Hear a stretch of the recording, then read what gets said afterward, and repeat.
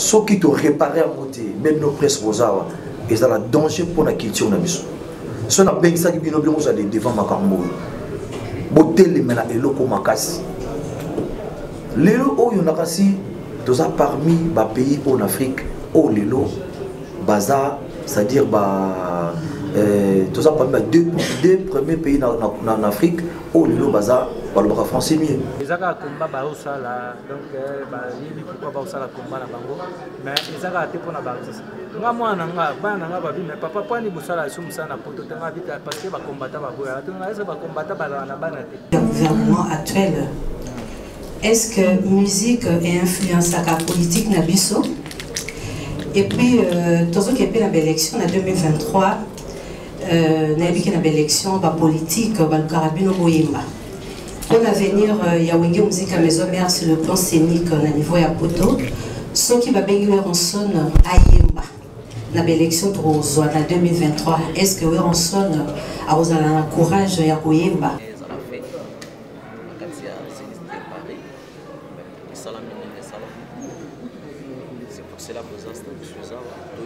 Nulle part vous avez fait mention d'un phénomène combattant.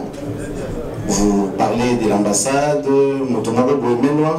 mais vous ne faites pas allusion aux combattants. Ces combats que vous avez depuis, ça date de longtemps, pas d'aujourd'hui, au Libi. Il y a beaucoup de concerts, il y a Maison Mère Pézara prévu, d'autres artistes pour le phénomène. Alors, s'il faut être clair, parlons vrai, revendication n'a pas moins de choses de régime pour les alliés de maître Katakata Outulogamo. Je me rappelle de dire que les banques qui sont congolais, les autres sont congolais. Et ma ça perd. C'est-à-dire biso, tout ça où il fallait tout ça. Mais boibika ba mémoire ils ont gâté na makambutu. Otu ba senga ki biso to pesa ki ba. Ba carte de vaccination, autorisation des sorties. Voire même j'espère boiki ndenge c'est jodi koloba to zaki même na document légal du ministère de la Culture.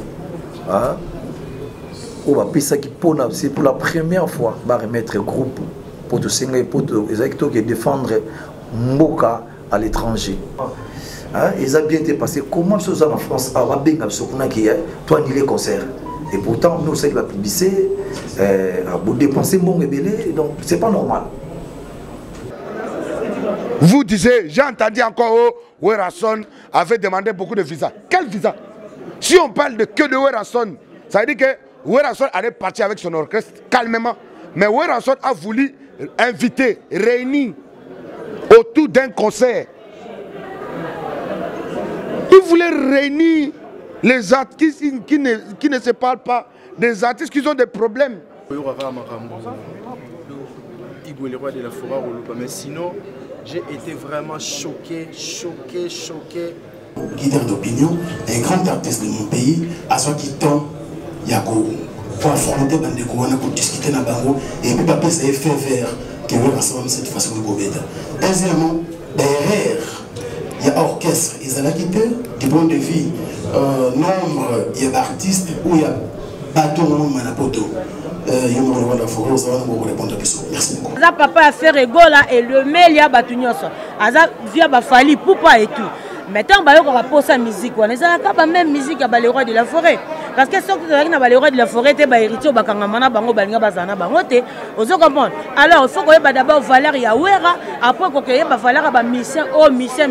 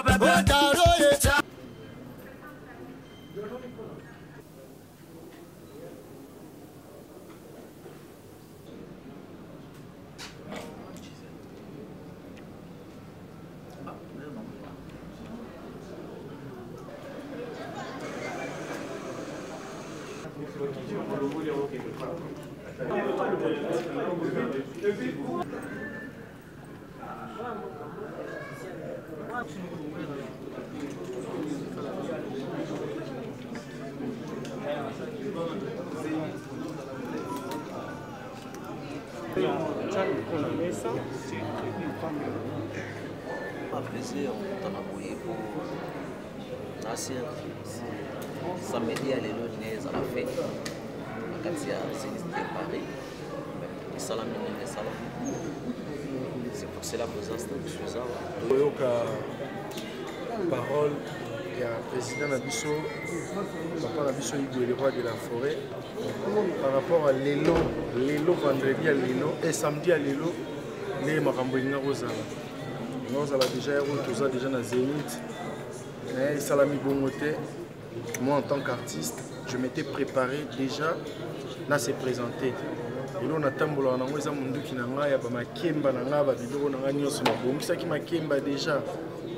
Biloko nyonso na lobaki rendez-vous Zénith de Paris fallait battre bayemba yeyo aza mobali mabe fallait man attendre micro na yo qui retourne ngo et puis si makamna bander bolinga eza que batunde ba asali que Zénith ezalate pour aller pour ne pas aller très loin tu yo yo ra makambo Igwe le roi de la forêt mais sinon j'ai été vraiment choqué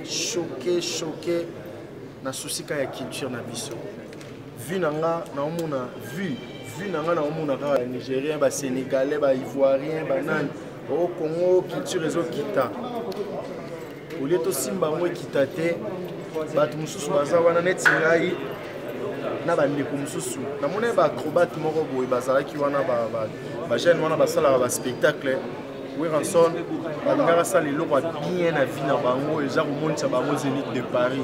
Parce que si je vous informe que ça là va spectacle na Chaba côté balière à poisson, je pense que tout le monde a ébi côté balière à poisson. Parce que Ranson a aussi Bango na rolongo la bino na place ya Chaba, pas que ça nous 1000 francs congolais.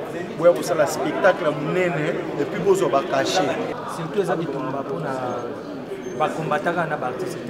Biso za na biso bandeko. Nous avons des Congolais, nous sommes des artistes congolais. Nous sommes fiers de nous sommes peut-être des Ivoiriens, des Nigériens, des Zambiens, tout ça. Nous sommes des stars. Nous sommes des partie à l'Europe.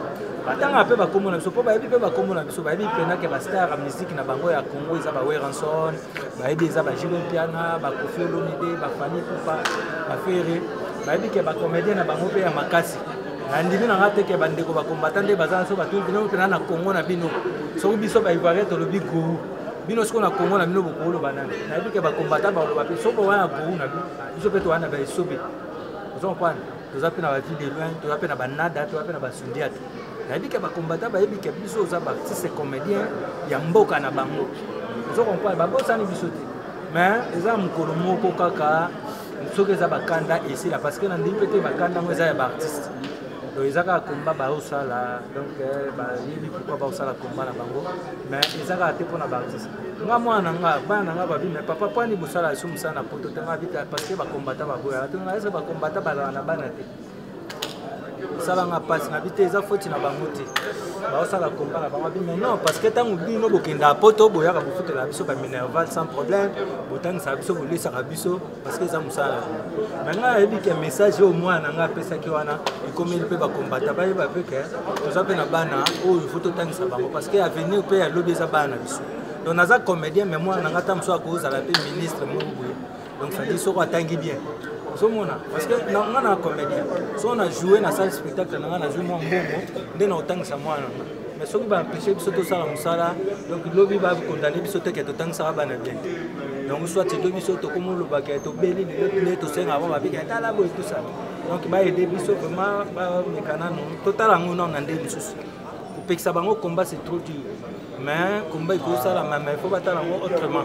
Il faut que c'est à côté il y a culture parce que culture dans un pays sans culture donc les pays vraiment foutu donc sans nous donc culture les a foutu bato bautaki bayaki Paris pour que ba savourer mais quelques personnes qui ba gâcher fait à complicité na bato wana mususu mais grave ezate nzamba zali Donc le roi de la forêt déjà imango mabe nyonso ya mokili kaka nga moto akoluka sala eloko kaka na kombo na nga makita nyonso bokosalaka na kombo na ngai Werason bokosala rien nayebi ke bolukanga kala aza phénomène donc aza phénomène donc aotikalaka phénomène aza ya nzambe balobi donc ata likofi po ebeta likofi esengaka esonga mwa nsima mbata po ebeta makasi esengaka esonga mwa nsima.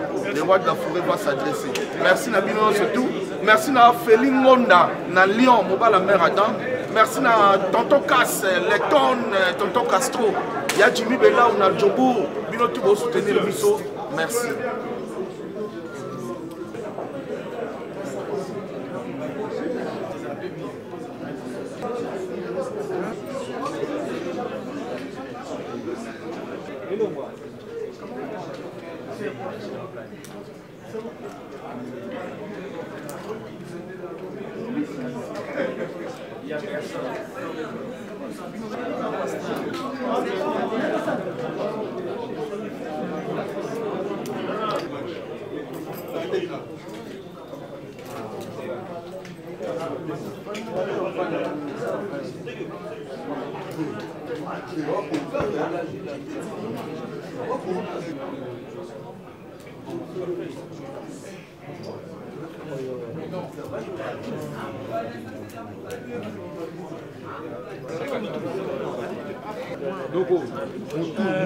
Nous accueillons l'artiste musicien.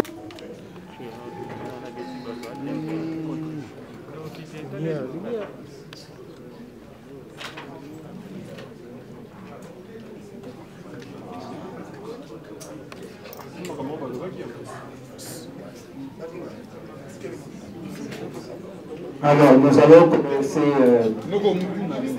la conférence de presse comme on s'était convenu. Chers caméramens, nous avons besoin de vous pour que tout ce qui sera dit ici soit valablement à ce somptueux cadre d'hôtel public qui nous accueille pour échanger avec l'artiste musicien Gamamakanda Werason autour de la grande question d'actualité que nous connaissons tous. L'annulation de son concert au Zénith de Paris. Concert qui a été prévu initialement au mois de juin de cette année, mais qui, pour des raisons de Covid-19, avait été reporté au mois de septembre. La première date qui a été retenue au mois de septembre, c'était le 17. Et par après, le concert a été reporté au 25. Mais malheureusement, il s'est passé des choses qui ont empêché la maison Schengen de pouvoir octroyer à l'artiste, à son groupe et à tous les journalistes accrédités à ce concert de pouvoir obtenir leur visa. Donc c'est une grande question d'actualité et l'artiste qui était très attendu en Europe, parce que ce concert était très attendu dans le monde, il y a eu des personnes qui se sont déplacées de partout au monde pour rejoindre Paris afin d'assister à ce 5e concert du phénomène Werason sur les planches du Zénith de Paris. Le monde culturel a été fortement déçu et l'artiste ne pouvait pas se taire.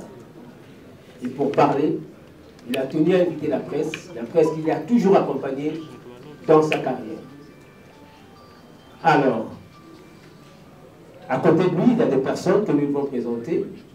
Et d'ailleurs, en premier lieu, nous allons prendre le mot du représentant de l'hôtel Memling qui a accepté de pouvoir organiser cette rencontre ici, dans son site. Il s'agit de Maître Hassani, que je prie de prendre la parole. La parole de Maître Hassani qui représente l'hôtel Memling. Nous allons demander à Maître Junior Katakata, qui est le secrétaire général de l'orchestre Wenge Musique à Maison-Mère, de pouvoir prendre la parole. Sur la position de l'orchestre Wenge Musique à Maison-Mère, sur l'annulation de son concert du 25 septembre 2021 au Zénith de Paris. Le terme, c'est pourquoi il n'y a pas eu le concert du Zénith de Paris. Mesdames et messieurs de la presse, chers invités, artistes, bonjour. Au nom de l'orchestre New Musique à Maison, mais dont je suis le secrétaire général, nous avons le réel plaisir de vous souhaiter la bienvenue dans ce cadre somptueux et vous remercier pour la réponse que vous avez réservée à notre invitation. Comme vous le savez, la conférence de presse que nous animons ce jour fait suite à l'annulation du concert que devait livrer notre orchestre New Musique à Maison, et nous qualifions de sabotage de notre patrimoine culturel. Aux Zénith de Paris, avec la participation de plusieurs artistes de haute facture, afin de célébrer la culture de notre pays au-delà des frontières nationales. Il nous soit avant tout permis de remercier avec responsabilité Son Excellence Monsieur le Président de la République, Félix Antoine Tshisekedi Tshilombo, dont l'expression s'est manifestée à travers les différents membres du gouvernement de Warriors pour la réussite de cet événement culturel. Ainsi, saluons l'implication du vice-ministre des Affaires étrangères qui, à l'absence de son titulaire en mission, s'est investi pour offrir aux artistes et autres membres du groupe de l'orchestre New Musique à Maison des conditions optimales de sortie du pays. Notre reconnaissance s'adresse également à Madame la ministre de la Culture et de l'Art, à Monsieur le ministre de la Communication et des Médias, à celui de la coopération régionale. Ainsi, nous tenons à remercier également tous les artistes musiciens, comédiens, acrobates et journalistes qui s'étaient associés au groupe New Musique à Maison pour la matérialisation de ces concerts de grande portée historique. Et nous les prions de ne pas baisser les bras, mais nous pouvons oublier les fanatiques de l'orchestre New Musique à Maison disséminés à travers les continents qui sont contrats de production en octobre 2020. L'orchestre New Musique à Maison était animé d'un seul souci, celui de présenter un meilleur spectacle à ses fanatiques et faire la promotion de notre culture en France, au vu de son expérience artistique. C'est aussi l'occasion suivant la vision du président Noël Makanda Ranson, en sa qualité d'ambassadeur de la paix de l'UNESCO, de réconcilier les artistes congolais avec le public congolais vivant outre-mer, car depuis plus d'une décennie, une dynamique hostile à toute production musicale, scénique à couper, les cordons qui reliaient les différentes couches de nos concitoyens. C'était aussi l'occasion d'enterrer la hache des guerres qui nous divise et relever notre patrimoine culturel. La raison de cette fracture est connue de tous. Les patriotes ont refusé les organisations de concerts à cause du régime politique passé qui était détesté par plusieurs promoteurs vivant à l'étranger. Ce dernier était contre la tentative de balkanisation. Sa marque de confiance à l'endroit du président Noël Makanda Ranson et prions le bon Dieu de lui rendre tout ce qu'il a perdu. Aussi, remercions-nous enfin tout le monde qui avait contribué de loin ou de près pour la réussite de l'événement. Ranson est demain artiste. Que vive la culture congolaise, que vive la RDC, nous vous remercions. Voilà, chers confrères, chers consoeurs, je crois que des faits qui ont émaillé et conduit à l'annulation de ce concert du phénomène Ranson qui était prévu en dernier lieu le 25 septembre, donc aujourd'hui, au Zénith de Paris. Donc nos échanges vont donc se dérouler uniquement autour de ces faits. Alors, comme je vous avais dit, avant que nous puissions commencer nos échanges, je vais vous présenter les invités qui sont à côté de l'artiste. Je crois que vous avez suivi tout à l'heure Maître Hassani qui est le représentant, et à côté de l'artiste, à droite de l'artiste, vous avez quelqu'un que vous connaissez très bien, une grande vedette du monde du théâtre populaire chez nous. Il s'agit du phénomène Issobé. Issobé, mettez-vous debout pour saluer la presse. Voilà. Et à gauche de l'artiste, nous avons également une autre vedette du monde du théâtre populaire. Il s'agit de Nada. Nada. Voilà. C'était là ce sont les 2 artistes qui figuraient parmi ceux qui étaient attendus également sur le peuple des Zénith de Paris, parce que le phénomène Werason avait tenu à inviter, outre ses collègues artistes musiciens, des artistes comédiens également de notre pays. Alors, nous allons commencer. Vous présenter, c'est-à-dire en donnant votre nom et le nom d'organe, et vous poser la question. Je souhaiterais qu'on ne puisse pas poser 2 questions afin que tout le monde qui voudrait bien s'adresser à l'artiste puisse en avoir l'occasion. Alors, qui le premier se jette-t-il au feu? Merci, c'est Moulega pour RFI.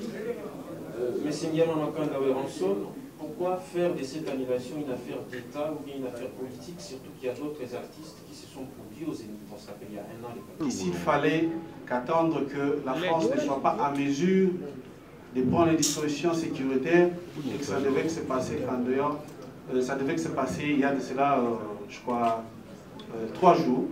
Alors, nous disons pour chuter que vous avez pris connaissance des libellés de la décision de l'annulation. Je ne vais pas ici vous rappeler que les prescrits dans cette décision ont fait allusion à l'appartenance politique du président de l'orchestre et à celui du président de la République. Et donc, nous allons aussi vous révéler que ce concert a été soutenu par le gouvernement congolais qui s'est exprimé par les actes administratifs en donnant l'orchestre ainsi que toute autre personne qui devra accompagner l'orchestre des ordres de mission et même la prise en charge à l'habitation du gouvernement. Voilà pourquoi nous vous disons que c'était une affaire d'État. Merci. Ok, merci. Alors Isaac Maï. Vous avez qui événement pour communiquer tout le monde parler vous avez un groupe mais et ça va bon faute na biso c'est-à-dire biso tout ça pour il fallait tout ça mais pour dire la mémoire des ans dans ma campagne pour tout passer na biso na nini to beta na sous libandati bon ko beta na mona qui les amours grave millionnaire ou beta mais on était souci n'a pas bien ça là pour la jeune ko bazo aller pour moi lelo on a lelo l'étranger bazo les artistes là sont là na ba succès est-ce qu'on va l'équipe on fait la art je ne pense pas et ça a monté alors pour la coup décant oui pour répondre à l'invitation à Bisso vraiment c'est un grand plaisir pour l'Angap et pour notre groupe parce que sans la presse OK c'est zati nous de Bolsal Bosaka bon passer un message dans nous partout pour la bateau, Bayo Kabiso, Baïba, qu'est-ce que Tolindi. Vraiment, encore une fois, je vous remercie beaucoup.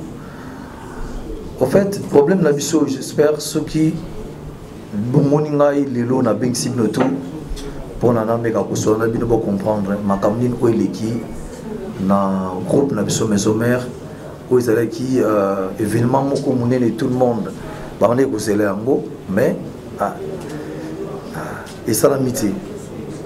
Bon, faute na biso te, c'est-à-dire biso, de l'inga tout ça la moussala où il fallait tout ça là. Mais bouibika ba mémoire ils ont gâté na makamutu. O tout ba senga ki biso to pesa ki ba. Ba carte à vaccination, autorisation des sorties. Voire même j'espère boy ki ndenge c'est jodi koloba to zaki même na ba document légal ya ministère de la culture. Hein? C'est pour la première fois va remettre un groupe pour tout défendre Mboka à l'étranger. Tu présentes mon ambassade, tu as un manager Sony, tu as chargé d'affaires, voilà ce combat de 5 minutes. Et ça bien, orienté na maison Schengen, on a dit que visa. Toké bandak tous là les jours je vais benga biso ba bengi biso lundi non vendredi je m'excuse babi voilà lundi faut aller dans la maison Schengen pour na beaucoup tana na ba responsable de la maison Schengen bocha ba empreinte après ba ko remettre nos visa na bino le lendemain lundi babenga na 8h babino rendez-vous eza reporté pour na mardi Nathalie qui fait tout ya bamisi faut commencer na 9h à maison Schengen moi ko luka ba bika participer bazalaka musu soit éteint portable à kangi mo bengi zati to mais quand même ko zo bango par tous les moyens à travers les chefs d'orchestre na jupe bango bien en tout cas ba mission rendez-vous à mardi lundi na 16h babenga no banile rendez-vous l'ambassade de France donc va communiquer maison Schengen non en tout cas banile rendez-vous na biso si ko ba mission ba baka kino fuba mardi na Tongo moya ko atteindre bango ezala guité a te peut ko se retrouver na maison Schengen biso nyoso na Tongo wana ba mission ba je m'excuse ngaza ki na ndako ba benga biwera yaka rapidement ezana ma problème awa ba mission ba tomboki obika ba mission tamba yaka makamno événement après ça sera toujours derrière bango pour nous appuyer événement ba qui peut accompagner bango l'air ba bisi bango en tout cas na minute c'est-à-dire banile rendez-vous na bino ba mission ba qui choqué comment banile rendez-vous et pourtant tous la visa dans 4 jours photo voyager to kende ko présenter spectacle na mission en France dans une de Paris et tiens moi batiraimana après ngapé na ye na calmer bango na bino pas comme ça voilà ba benga pe na consigne na côté pe na kati absinga bon problème ezate biso to qui ordre l'ambassade de France comme déjà aussi to bon comme voyez quand même to ko pe ko se no boyete ale bo futa ba frais à visa to ebi ke na ba norme ambassade so ce que no futa frais à visa c'est que déjà visa na visa a accordé déjà acquis s'il faut dire quoi to futi plus de 6000 et quelques si je ne me trompe pas d'euros de zakina CG yimta futaki donc so saki pewana ba si non le lendemain to benga bino pour besoin visa na bino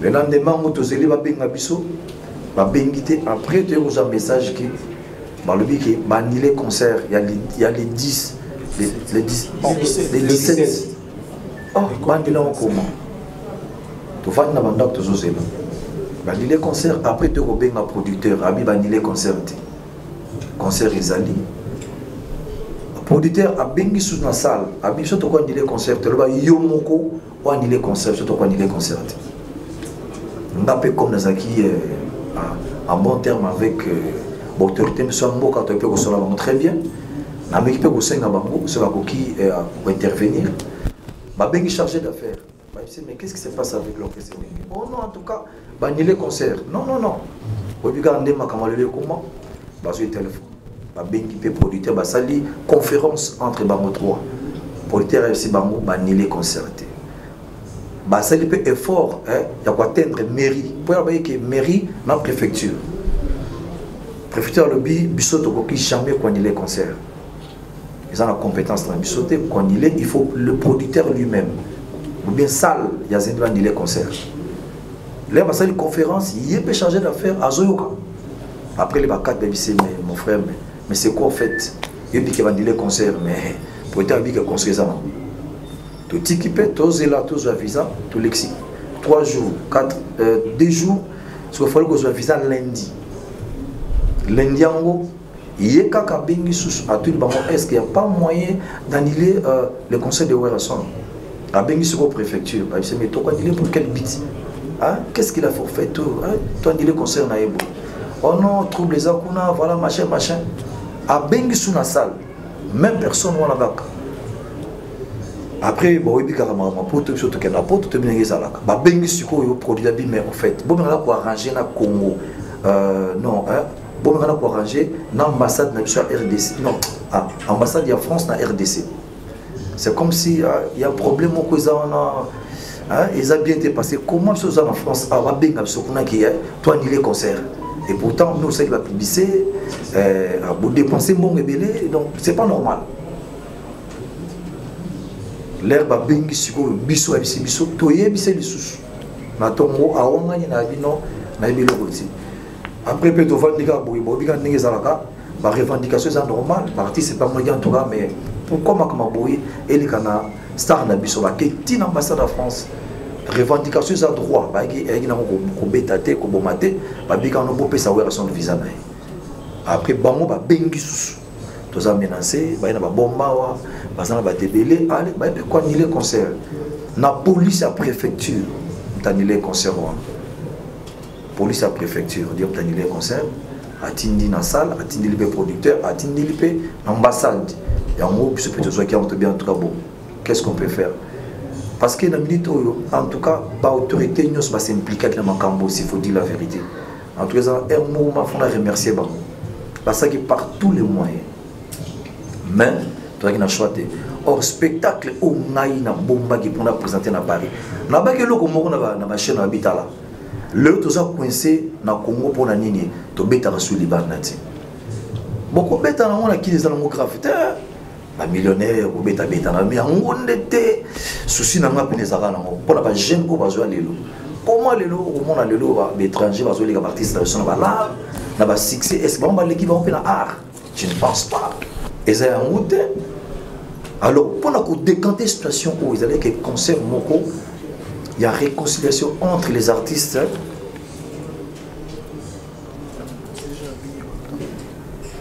Ok, entre les artistes et la diaspora. Concert Moko de la paix. Il y a un moment où tous les artistes, les collègues n'angaï, na invité qui bango baya tout ça la concert moko pour na to fungo la piste c'est vrai comme nango normal muta ko beta concert na ye pour les ngo za bo allez to beti concert ici mon frère Joan Zela Kendeko Joan Zela donc to étouffé sikoyo et robe to ça makam ndenge zalaki donc objectif nanga isaki pena yango na c'était pas pour nanga mo ngasa na ko beta nanga mo ezala mo rien mais natali que oh bon ba ndeko to za na bango batika ba métisse ya Nzela ya babar ya ba coin non. Ce qui nous les a dit, na beta kana Congo, il y a musique qui est une vérité. Et alors qu'on a zo beta musique, na ibi batou bata na kata salle, na lancé Jean Pierre, ti on a musique qui est. Faut batou mususu pe asika ba yekota langa, on a des succès stars ya la. Donc souci na nga pena ezalaki ya mwana, mais to sali par tous les moyens. Na été temps pour quoi kiser mutu mombo c'est pas bien, mais ezande ambassade en France. Batou ba nile concert na biso. Donc j'espère que c'est ça. Question sur ce exactement. On a moni, on a pour CG, à quoi répondre. Voilà. Donc, ceux qui n'ont comprendre bien, on peut être à l'as. Même en fait, au moni, Lelo, j'ai en francophonie et au Salama Awa l'année prochaine. Ce n'est pas normal. Biso toka appuyer francophonie mais ce biso toza appuyer c'est bon Congo comment toka appuyer francophonie et ça n'a sens bon côté c'est-à-dire au de subir les lots ceux qui te réparer à monter même nos presses rosawa et ça la danger pour la culture na biso ce na ben ça qui bino bien vous allez devant makambo beauté les mena eloko makasi lelo o yonakasi toza parmi ba pays en Afrique au lelo baza c'est-à-dire tout ça parmi deux premiers pays en Afrique où le baza le français mieux les abissaux mais comment kaka ba français ba nuire biso ça pourquoi dans le moment où soké le na France ba gilet jaune ba dégué ça la on a laisse tomber mais donc et empêcher ba activité la bango et ça la matin et puis on a informé bien sous avant biso to beta ba orchestre musu pe ba beta qui pe na sala Zénith bah ça fait un problème énorme mais pas la bango ya grave mais bah protéger qui bango pourquoi pas protéger bisoté il y a un autre qui n'a assisté sur tout le bango et ça va vraiment il faut que le gouvernement étaler là.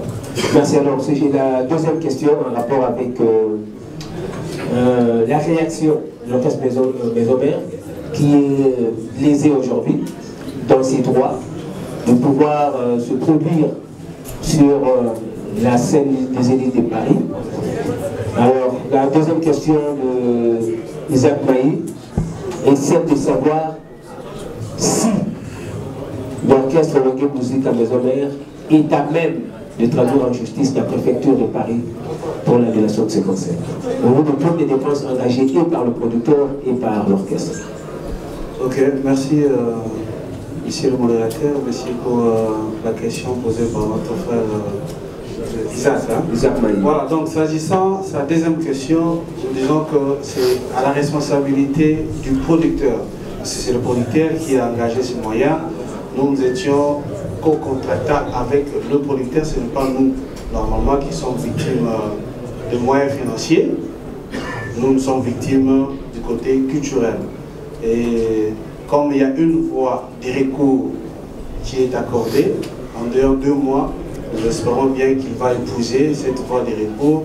Et si cette voie de recours serait épuisée sans gain, certainement il va amorcer, il a des avocats, il va amorcer une procédure judiciaire. Très bien. Voilà, merci. Merci beaucoup. Virginie Mandanga, antenne.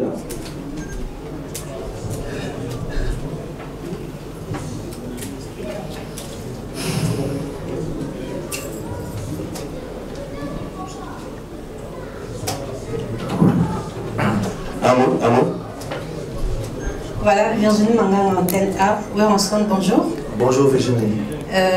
Naza Amitunami Balé, mais ça vraiment m'écouter. Très bien. Il y a le bossu Ezali. Reprocher que la proche il y a gouvernement et gouvernement actuel. Est-ce que musique est influence à la politique nabiso? Et puis tout ce qui est la élection en 2023. Une élection politique, le carabino Boyemba. Pour l'avenir, il y a une musique à maison mère sur le plan scénique au niveau de Poto. Ce qui va bien en sonne à Yemba. Dans l'élection en 2023, est-ce que on sonne à un courage à Boyemba?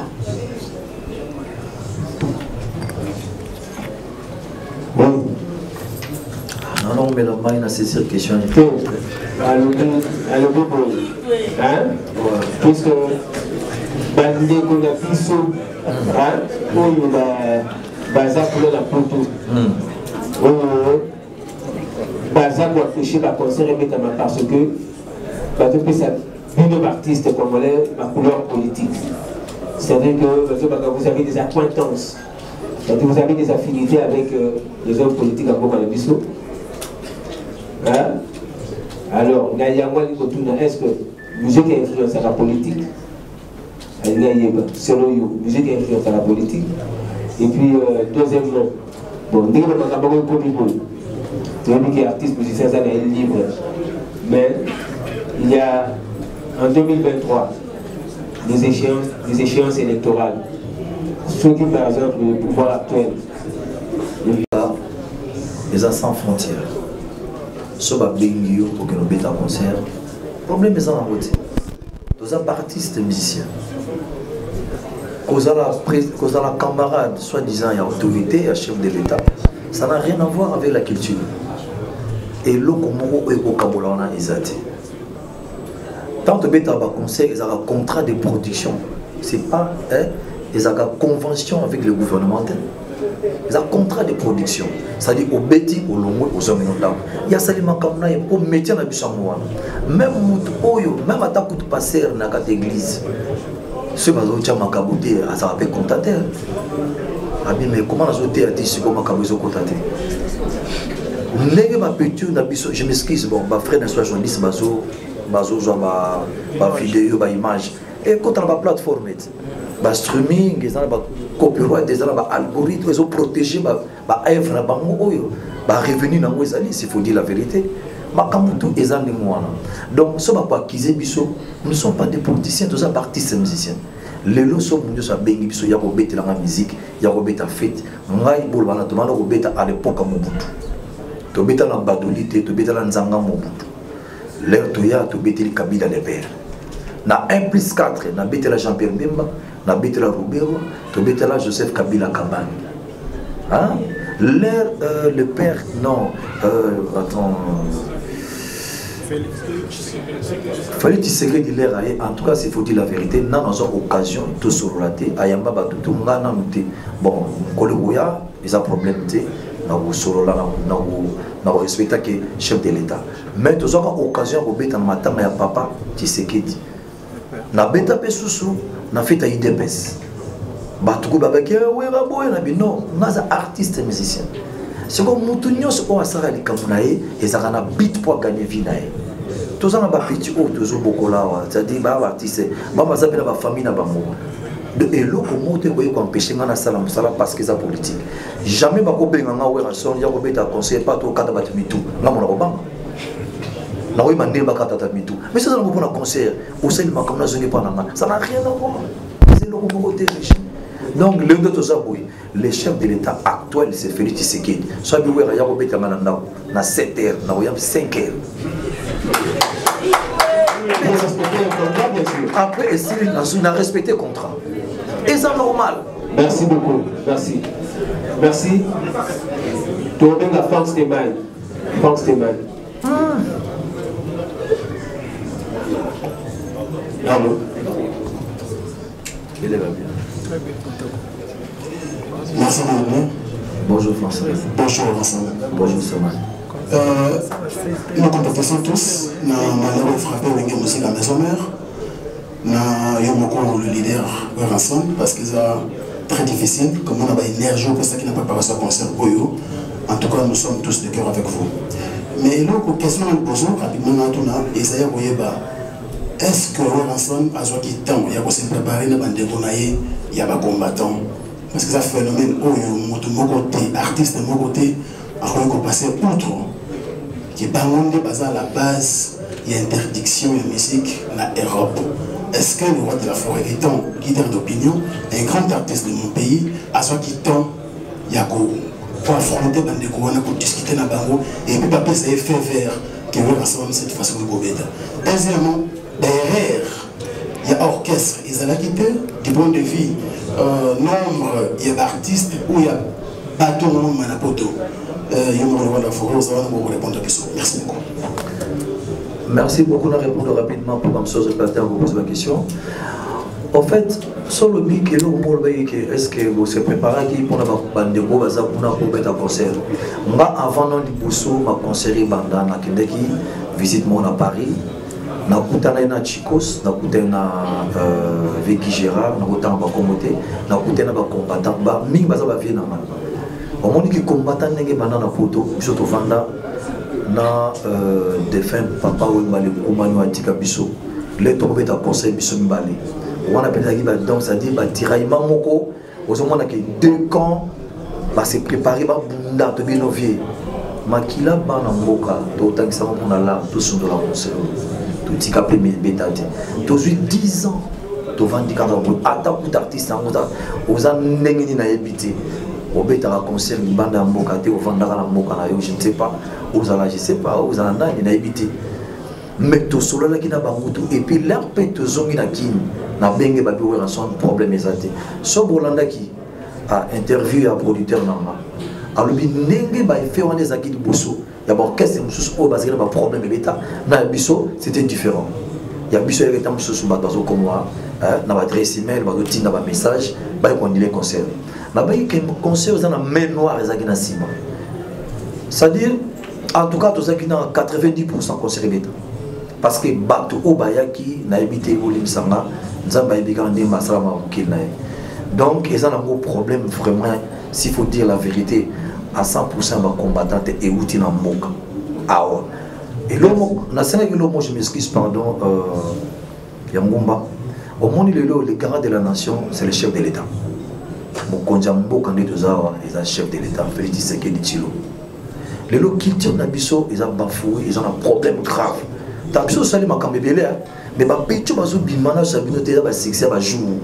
Il y a un mois, ma paix, ma casse. On sait la succès à 4 mois.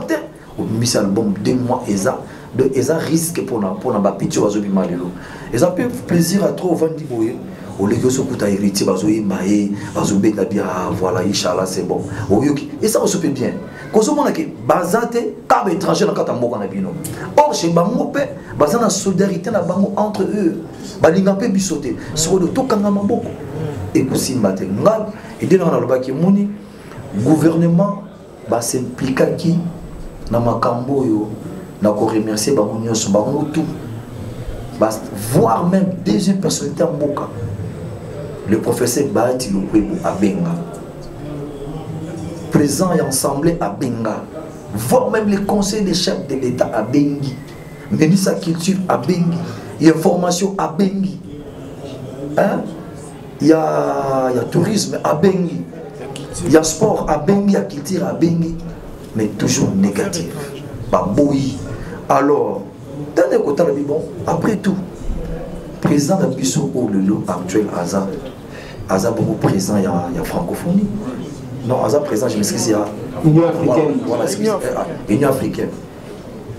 Aza présent, Union africaine, c'est-à-dire, il y a business pour la Kobunda, pour la culture, et Mata, et Kelele Bosso. Alors, moi je pense, les loups Manabino, on a dit penser dans mon taoué qu'on décanter les Kamoko, il y a chef de l'État. Le soir, je suis quand même femme à Bengi, collègue, le président Macron, avec ses mêmes collègues. Et qu'est-ce qui se passe avec ma culture? Mbokananga, moi, je vais conseil à pas mes amis. Au moins, entre Bango, on peut arranger le problème. Dans ce niveau de entre les combattants, c'est faut dire la vérité. Oh, les dégâts où ils sont en France, en Congo, donc je te dis, ils sont graves. Mais il faut quand même résoudre. Moi, je pense, ce que le chef de l'État a télémé encore 2 fois le Bango, a bêti le bon qu'on a mis ça, mais quand vous avez décanté. Voilà, opinion. Voilà. Merci beaucoup. Ma deuxième question, s'il vous plaît. Comprendre. Liste ezaki nango tu exagérer qui était si vous dire la vérité. Ngai na beta concert à live. C'est-à-dire ezate que boche cassette. Non. Ba guitare ezobeta, drum ezobeta, ba chanteur bazoyemba, ba acrobate bazali, ba danseuse bazali. So calcule que nous avons 5 danseuses, ba acrobate bazanga 4, ba chanteur nanga baza 12, ba instrumentiste nanga baza 15, to comme ataba 30, ataba 29. Et puis na l'équipe na ba invité. Nada zaki invité, to zaki na ambassade et ceux zaki invité to na ambassade. Sans compter l'artiste Moussous Oboyebi comme président Jossar Azala qui est invité, Maman Mirabel Azaki invité, Bayouda Péaki Azaki invité, Tchalamon n'a pas invité, Videloin Soudiata, sans compter Bazana Poto, Awilo Longomba, sans compter Jibé Bazala Kiwana, Fabricas de Tozaki. Voilà, Bossiko nombre à Mosso côté est-ce que liste à 15 personnes. Ça va moquer. Elle est à 15 personnes. Charlie Prince. Ok, merci.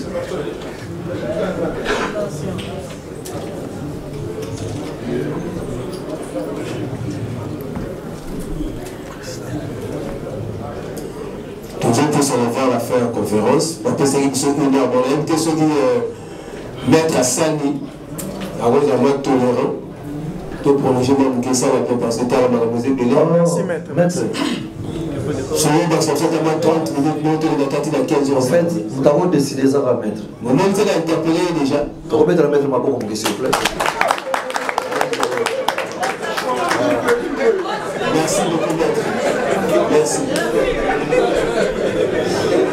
Je vais vous mettre profiter de vous là.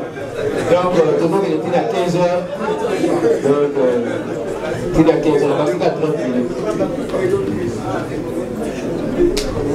Merci de donner pour la parole. Bonjour Phénomène.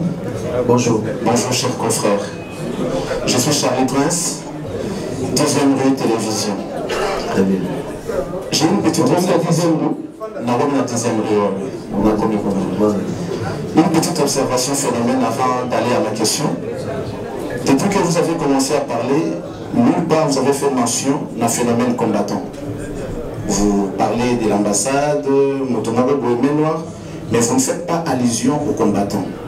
Ces combats que vous avez depuis, ça date de longtemps, pas d'aujourd'hui, au Libi. Il y a beaucoup de concerts, il y a Maison Mère Pays a prévu, d'autres artistes pour le phénomène.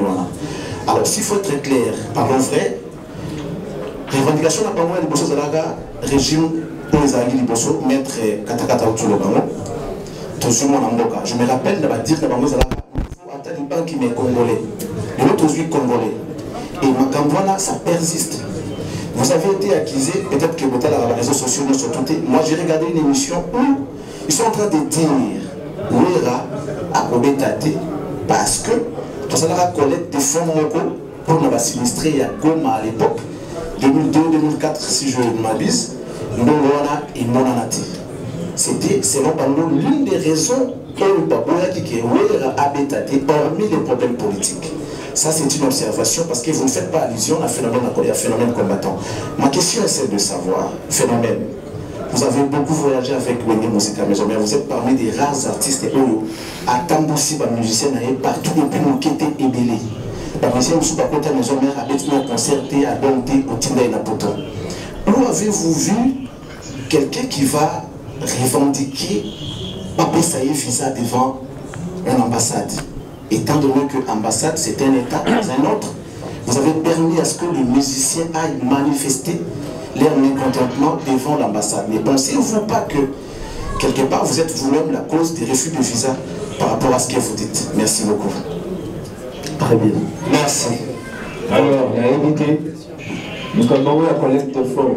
Pour le collègue de Maboko, la sonne, vous invitez de faire la sonne.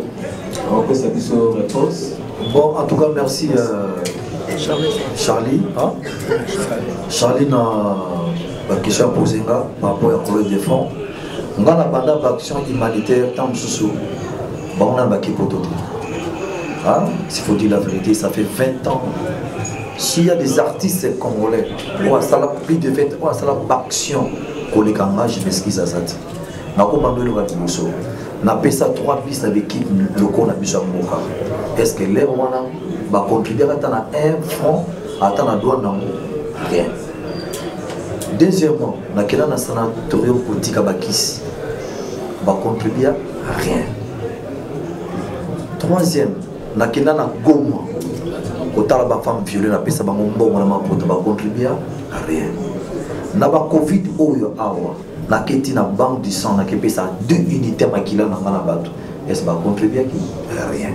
Et bon, on a une contribution au PC pour appeler ça, on a évité, tant que vous avez $20, $30. Comment beaucoup, c'est comme si, et le mot est grave, on n'en a même pas, on a mon amour. Na réunion on a fait Nazala, télé doit passer mon canal libre. Nazala au courant na moto, je ne connais rien du tout. Na makamwana. En fait, on a ça dit bah ça car donc pour inventer. Bon quand ba raison mon que biso to beta na espace Schengen. C'est méchant, ils ont bien dit. Tout pour moi qui suis pour rien. So tali na publicité les gars qui il y a un combattant tchécos. Aba qui en boucle là ba culture sur ta mawa. Ça fait 10 ans beta sur ma poto. Donc côté que vous avez fait un bon, ce que vous avez fait un bon, la population, voilà, dans une aide, il y a des combattants pour aider XY. Pourquoi? Parce qu'on a ça d'abord, donc, en tout cas, c'est des mensonges, le phénomène combattant lobby. C'est normal. Revendication, c'est un droit. N'est pas bien comme ambassade. En tout cas, j'espère que nous allons résumer. Si vous avez une ambassade, non, dans la maison Schengen, vous avez un rendez-vous mardi. C'était ça. Pour la banque, à 9h, vous avez la maison Schengen, pour la empreinte, et puis après, c'est tout. L'air, c'est un qui rendez-vous. Il faut que vous ayez un artiste. Mais pourquoi vous avez un ambassade?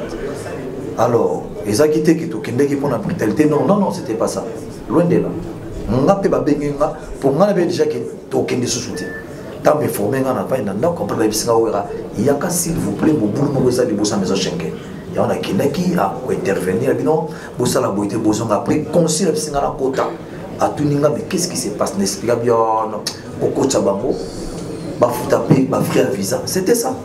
Donc, côté on a un Kazate qui Wenge, a visa pour tout juillet, et ça, non, tout ça va visa et bel après tout. Tu vois, j'ai trop bon, conseil de bêta na poto, 5 zénith, toujours un visa. Quand on a qui n'a pas, tu as un bêta, nous avons un visa, et ça visa libre sauter. Ok, voilà, merci. Tony Coco.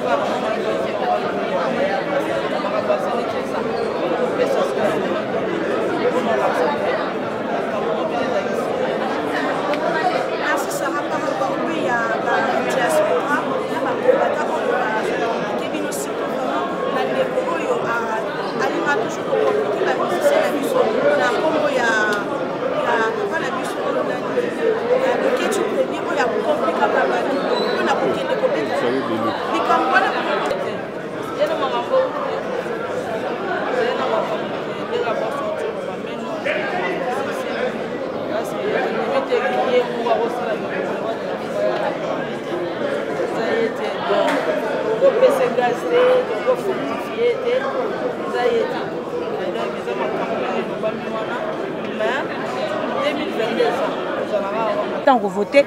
Malheureusement, on a tiré à voter tout le monde. Parce que oui, on a voté dans l'église. Oui, on a voté pourquoi? Pour la oui, raza congolais. Nana ngoda telemi na mamba politique on ebaloba ka bundela wera aza politicien. Politicien nini ko atelemi apa to ka ba wela banzele ya. Ozo comprendre. Mboka na bisaka ka wana pona ba futilité. To vanda ba balobe Lumumba héros national. Est-ce que Lumumba kufa pona mboka? Lumumba kufa la moisi. Donc to bito benge to benga héros de tomates. Mais le lo mona ba sele statut monument balobi héros national. Non. Toro va nous continuer parce que c'est notre pays. Tant que ma besoin la mission monnaie le quoi wera parce que wera azab nani tokolo bate ba innocenté. Vous comprenez? Mais les gens ont battu na wera ba bunse pona bango mais ba camarade ba mission morobo. Si ko pona ba mission ba laksa bango ke toza contenté na mambusa mais le roi de la forêt. Ba kozana besoin ko benga ba mission ba ko beta na ba mariage na bango o ba bala ba diba simba moko vanda kana YouTube bo ba weli nanyo. Baroza a besoin d'héritier parce que ouais Aza papa est héritier. Aza papa a fait rigola et le melia batunyoso. Aza via bafali poupa et tout. Maintenant ba yo ko posa musique wana ça ka même musique à le roi de la forêt. Parce que ceux qui na le roi de la forêt te ba héritier ba kangamana bango balinga bazana bango te. Ozo comprendre. Alors il faut que ba d'abord valeur ya wera après ko ke ba valeur ba mission oh mission. Ngana redéplorer na ngana ngote parce que na hôtel ba déjà que loko esi la te ba wela raté. Les appétants que voilà.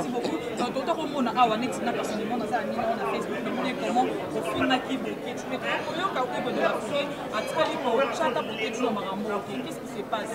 Boketu iwera koza na problème na été. Ozo comprendre.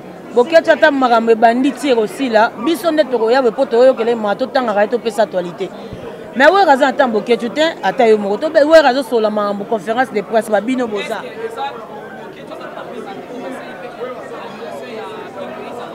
Non, Boketu ça buta sala ka délire. Asa ka délire na bato ba otala asa ba fa na bato maboma ndeti. O batala ka biloko sala. Donc otika ne osa ngote bando sexera bato. Mais Boketu n'a rien à voir, ça pouvoir mort de casser concert à wera. Asa pouvoir mort de yemo pa e biango. Ata na pouvoir mort de tia kufa za na pouvoir mort. Et puis asa ba kan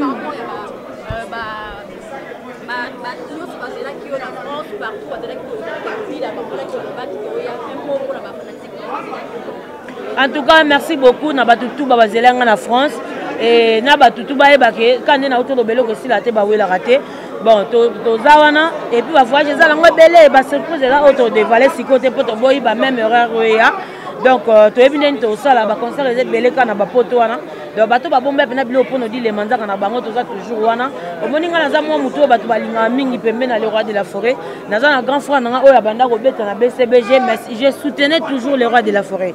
Ozomona donc ce que ça que moni lelo mambo ba poto bimaki abate belé comme simba benda ndaki Sankara lobaki na TV abanda seka baninga ke bazwi visa te omoni ke nzambe mutapu wa bongsa mamnyoso biso tout oza Kinshasa oza comprendre yezo seka baninga makamba visa mais oza na diplôme d'état te oza comprendre est-ce que démarche ne ça bien mais abimisa ngoti yango pe yango micro to za pena de opération la risa diplôme d'état na professeur atangisa yo ngana sisi na centre féminin ma Mobutu je suis licencié en économie wana défi au PC Sankara te pona ngate ngaya otanga komo na émission te na yebisaki ye soko tangi émission oyo otanga kombo nanga na muto sala na émission na obeta na beti na Sankara na wana kutaza na ngona téléphone tenga na tikala ozalisanga moko na bango te wera loba makasi na mosala Sankara d'écoute abokanga 5 francs formidable ye libanga ezate ana babanga tikité ba oya wera kala donc faut tala rango ya kala merci beaucoup dile wera loba polo to tikala Sankara d'écoute makasi na mosala kai mais nga lobo dile manzaka panza sango yango na panza sango c'est la culture congolaise. Quand vous boycottez la culture congolaise, vous boycottez toute une république. C'est pas particulier, c'est pas personnel.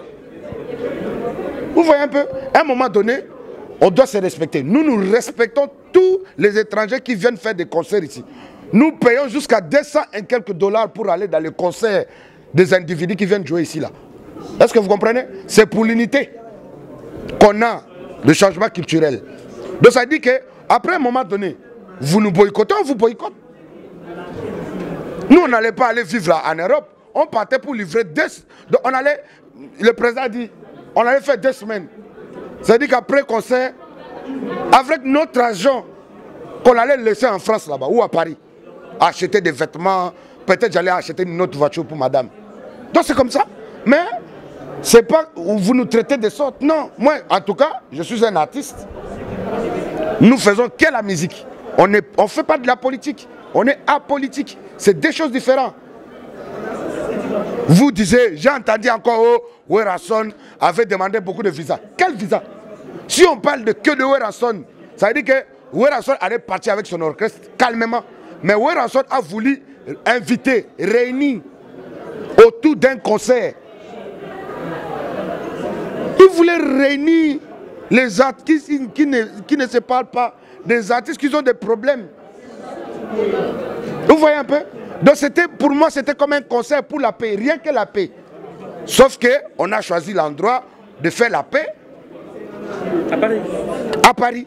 Donc aujourd'hui là, dites-moi, Werrason, il a invité Jossa, Mambi Label. Vous croyez que les artistes là, ils vont seuls, ils n'ont pas de manager, ils n'ont pas de tout ça là? Quel artiste ne peut voyager seul? Dans ce monde-là aujourd'hui, quel artiste il voyage seul? Tous les artistes voyagent avec 2, 3, 4, 5 personnes. Si vous prenez par artiste, il a 3 personnes de son côté, vous mettez, il y a 10 invités, il y a 5 personnes derrière. Ça fait combien? Vous croyez que Werrason, aujourd'hui, dans la même année, même pas dans la même année, même moi, Werrason a fait 2 fois Guinée équatoriale. Il a été invité 2 fois par un homme riche, le plus connu jusqu'à France. Il crée Théodore Obiangema. C'est pas comme quelqu'un qui va les arachides. Théodore Obiangema t'a dit. Et Yorobo croit qu'après Werrason, il y a encore de boycott ou bien c'est juste... En tout cas, après Werrason, moi je ne sais pas. Hein, mais en tout cas, jusqu'à là, c'est toujours Werrason qui réunit les gens. Souvenez-vous, en 2016, Werrason avait fait concert de 3 jours au Salon Congo. Tu n'étais pas là? C'est pourquoi il est appelé... C'est toujours moi, Yorobo Soa, qui avait fait tous les 3 concerts. Premier pas dit. Il n'y avait pas dit. Il y avait moi et mon frère Mapipo. Premier jour, deuxième jour, troisième jour. Donc ça veut dire qu'en 2016, hein, quand on a sorti Zonga Sima, c'était Werrason qui avait encore une fois demandé à son frère Jibin Piana de venir sur scène. C'est encore Werrason qui avait demandé à Papa Yumba de venir sur scène. Il y a encore Werrason qui avait demandé à Roka Roka du Brazzaville de venir sur scène. Donc ça veut dire qu'aujourd'hui, 6 ans plus tard, il voulait faire ça à Paris. Est-ce qu'il y a de magie dedans? Il n'y a rien. Il y a un producteur, il y a un spectacle qui se prépare et puis on doit livrer. Donc voilà pourquoi nous appelons, nous demandons vraiment, humblement, vraiment le soutien des chefs de l'État, parce qu'il n'y a que lui qui peut appeler son homologue. Est-ce que Yorobo croit à la mission de combattants? En tout cas, le combattant, moi je le soutiens. Les combattants, ils sont loin. Ils sont en Europe, à Paris, en Belgique, partout. Moi, c'est le premier combattant qui est là. Quand j'ai fait la chanson, qui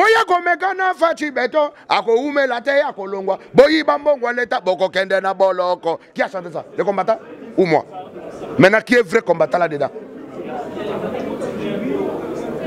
Donc, ça veut dire que IGF est arrivé, Yoro est arrivé avec la chanson qui va accompagner IGF.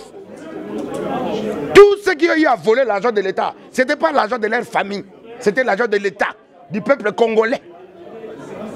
Soit vous rendez l'argent, soit prison. C'est à vous de choisir. Donc ça veut dire que qui est le vrai combattant dans ça là? Moi-même quand je roule la journée ou la nuit, c'est vrai que je suis un vrai garçon parce que je sais qu'il n'y a rien. Ils savent que je suis un vrai Kadogo, hein, tiré d'élite, il n'y a rien. Et j'ai chanté ça pour rappeler la conscience de nos politiciens. La classe politique congolaise est médiocre. Et très médiocre. Voilà pourquoi quand Fatih Beto a lancé.